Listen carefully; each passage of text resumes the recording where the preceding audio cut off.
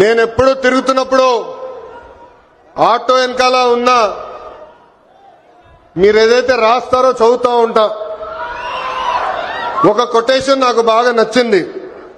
ఆ కొటేషన్ ఏంటంటే, వర్షం ఎలా పడుతుందని పిల్లలు అడిగినప్పుడు దేవుడు కురిపిస్తున్నారని చెప్పొద్దు, మనం మొక్క నాటితే ఒక్క నీటి బట్టు వర్షం ద్వారా వస్తుందని ఒక ఆటో డ్రైవర్ పెట్టుకున్నారు.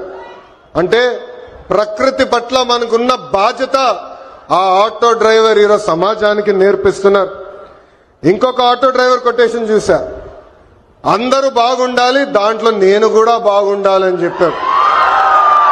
మూడో కొటేషన్, జరా భద్రం భయ్యా, మనందరం చల్లగా ఇంటికి వెళ్ళాలి. అంటే స్పీడ్ గా నడపద్దు, ర్యాష్ గా నడపద్దని ఆ ఆటో డ్రైవర్ చెప్పే పరిస్థితి. ఈ కొటేషన్లన్నీ మీకు ఎందుకు చెప్తున్నానంటే, మా ఆటో డ్రైవర్ల మనసు పెద్ద మనసు. ఎవరన్నా బ్యాగ్ మర్చిపోతే తిరిగి వాళ్ళకి అందిస్తారు, ఎవరన్నా పొరపాటున సెల్ ఫోన్ మర్చిపోతే వాళ్ళ ఇంటికి చేర్చుతారు.